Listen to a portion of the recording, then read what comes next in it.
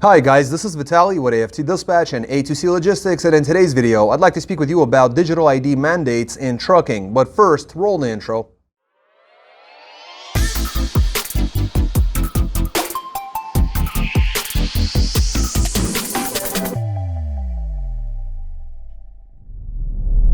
Welcome back. Before we get started, I'd like to ask you to please like the video, be sure you subscribe to the channel and hit the notification bell so you never miss a single release of our videos, where every Friday we're talking about something that could benefit you in your trucking businesses, in your trucking careers, as well as cover the loads we've successfully booked for our customers, consisting of leased on owner operators and carriers operating under their own MC authorities, running under our truck dispatch services. As always guys, big thank you for all the likes you provided in all the previous videos. Please do keep them coming, and let's talk about these new digital ID mandates in trucking, how the FMCSA proposed it and the truckers opposed it. Ultimately, this is yet again a brand new electronic identification system that's proposed by the FMCSA, supported by the CVSA. It's being rejected by most truckers and much of the trucking industry, and wanted to talk with you about that. So let's start off with what is it exactly. So we're all familiar with the ELDs, but what this is, and I'll read from the text quoted here. The new proposal is a wireless ID embedded in every truck that would give law enforcement the ability to conduct fewer but more efficient traffic safety stops, while allowing compliant trucks to bypass weigh stations and other roadside checks. So we already have some systems that are very similar to this, so this would be kind of more all-encompassing. Now, the Federal Motor Carrier Safety Administration, the FMCSA, the Commercial Vehicle Safety Alliance, or the CVSA, American Association of Motor Vehicle Administrators, AAMVA, that's an alphabet soup there, the Truck Safety Coalition, Citizens for Reliable and Safe Highways, Parents Against Tired Truckers.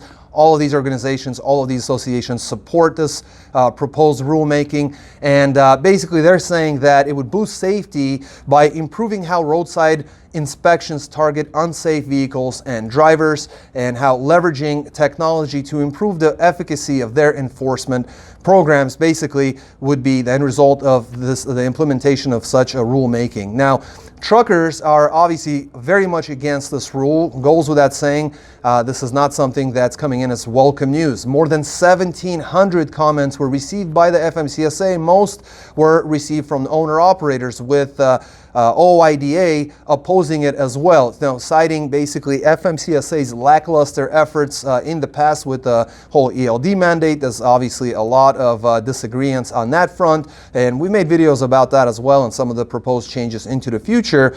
But basically, OIDA, or the Owner-Operator Independent Drivers Association, is quoted, their president, Todd Spencer, is quoted as saying, "There is little to no recognition of the concerns motor carriers and drivers have continuously expressed about privacy and data security, and there are no indications that the FMCSA has taken any meaningful steps to alleviate these concerns." So he's saying basically, you guys dropped the ball with the ELD mandates. You want us to not only support and endorse and be in favor of new mandates that would reduce our privacy even further, when you haven't really been able to handle the very first task, ELDs, when you yourself put them forward. Now, the American Trucking Association, ATA, Truckload Carriers Association, TCA, these two groups usually support safety improving technologies, but they also agreed that they won't be backing this proposal. The Pre-Pass Alliance, or the Pre-Pass Safety Alliance, a lot of you guys probably use pre-passes in your trucks. They're adamant on opposing CVSA's proposal, and I wanted to actually read to you guys really quickly here for what I actually noticed here, because Pre-Pass is a huge player in all of this, because they've invested over $900 million into their systems to deploy and maintain a voluntary vehicle identification system, where already we have over 725,000 trucks and over 110,000 motor carriers already paying for the service, according to the organization. And basically allows paying customers, it clears the qualified carriers to bypass weigh stations and safety checks. And basically they're saying existing electronic weigh station bypass programs have made substantial investments at no cost to the state.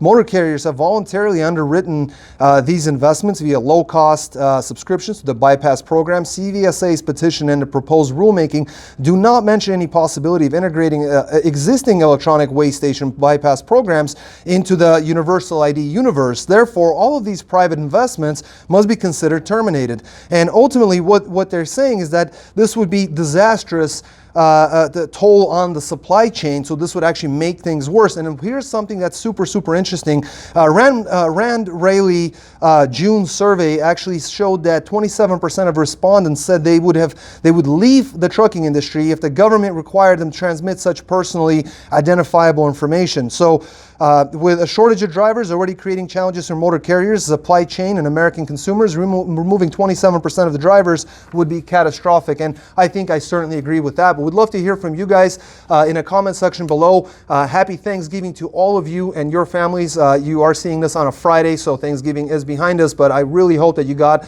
yourself some turkey, a good time with your friends and family and loved ones. And would love to hear from you guys in a comment section below on what you think is going on here. If you agree with this, if you support the proposal, or if you are against it. If you haven't hit the like button, please smash the like button. Make sure you subscribe to the channel. I want to switch over to camera. We're going to look over the loads that we book for our customers. It's a good week again in the trucking world. So let's switch over to camera, and I'll see you guys in just a moment.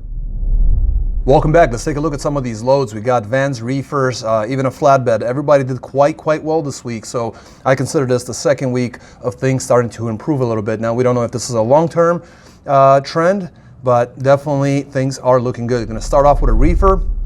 Coming out of Vineland, New Jersey, going to Sterling, Illinois with a 40,000-pound load of citrus fruits. 912 miles, booked at $1,900, got $208 a mile. Then Geneva, Illinois and Paw Paw, Michigan, 2 picks, 1 drop to Hinckley, Ohio with a 19,000-pound light load of frozen foods. 450 miles, booked at $2,100, got them $467 a mile. Then another 2 pick, 1 drop out of Solon, Ohio and Avon Lake, Ohio, going to Dwight, Illinois. 2 pick, 1 drop, light load of 10,000 pounds of groceries, 418 miles, booked at $1,000, got them $239 a mile.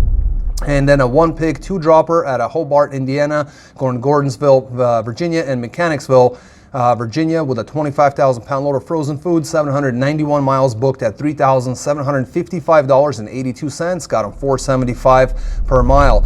Now, this is a solo reefer running for a week on the road, grossed $8,755.82 in their week, ran 2,571 loaded miles at an average of 341 per loaded mile average. Excellent job.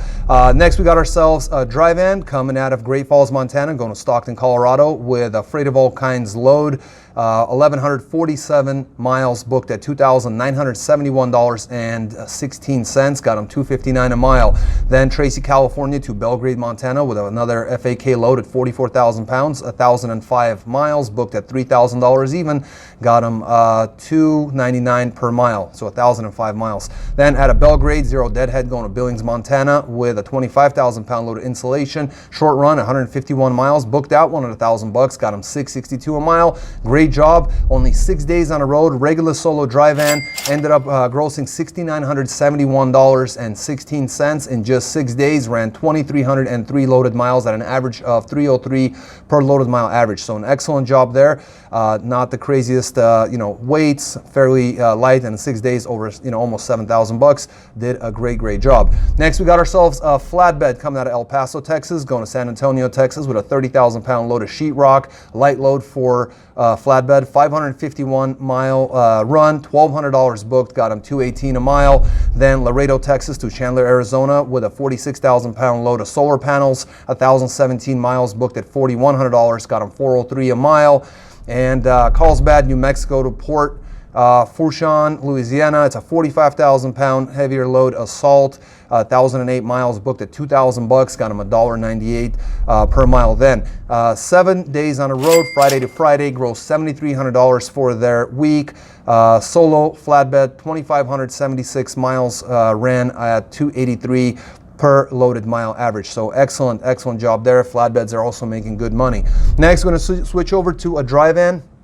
Coming out of Newport News, Virginia, going to Princeton, West Virginia. Shorter run, 44,000-pound load of beverages, 336 miles, booked at $1,300, got him $387 a mile.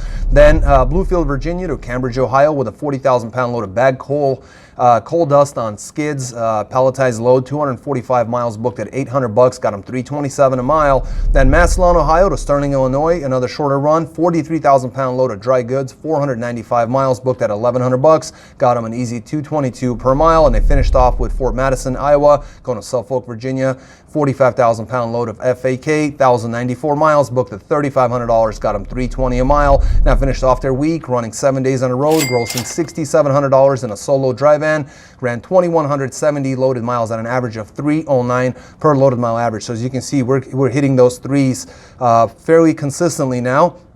That was a dry van. Next, we're going to go to another dry van.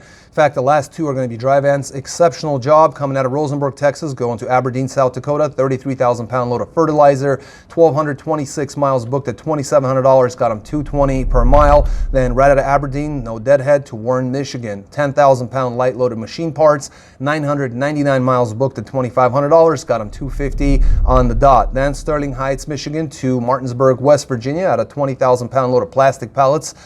This time 490 miles booked at $1,800, got him $367 a mile. And finished off with Baltimore, Maryland to Jonesville, Michigan with a 44,000 pound load of animal supplement feed. 546 miles booked at $1,219, got him $223 a mile. And that was it for a killer week. 7 days on the road, grossed $8,219, got 3,261 loaded miles at an average of $252 per loaded mile. Did a great job. We're going to finish off with another really great solo drive-in out of Meade, Washington, coming out to Salt Lake City, Utah with a 30,000 pound load of automotive parts, 722 miles booked at $1,969, got him $273 a mile, come out to Salt Lake. Then out at Tooele Army Depot in Utah, going to Holloman Air Force Base in New Mexico. So this one, it was a pretty interesting load. It was a 10,000 pound load of general merchandise with 834 miles going out to New Mexico at $2,100, got them $252 per mile. And then they picked up out of El Paso, 2 picks out of El Paso, Texas to Spokane, Washington, light load of 13,000 pounds of auto parts, 1,583 miles, a long run, booked at $3,800, got them $240 a mile. Ended up average amount for a week, gross at $7,869 in 7 days. Ran 3,139 loaded miles at an average of $251 per loaded mile average. So guys, as you can see, every week we make these videos and we're just trying to give you an idea every single week where the markets are, how to position yourself, what part of the country is doing well, what part of the country you should be avoided, and where the money is in today's down freight market economy. Or you can just leave it to the dispatchers who've been doing this for years and do this all day long so they can get you the very best loads. And it doesn't matter if you're a carrier operating under your own MC authority or you're a leased on owner operator, leased on under another outfit. We do both types of dispatch. We lease on owner operators and we also work with carriers. Most importantly, just get in touch with us, get some free information, call, ask questions. You can text us also. Our number is 801-448-6363. Call or text that number. Go to our website at aftdispatch.com/go or fill out our chat box at any one of our web pages. And just simply get in touch with us. Have yourself, or at least I guess at this point, I hope you had a really great Thanksgiving. And it's time to hit the road once again. Work with the very best, maximize your efforts, maximize your income, and get in touch with us again, 801-448-6363, or go to our website at aftdispatch.com. Until next week, guys, stay healthy, be wealthy, and take care.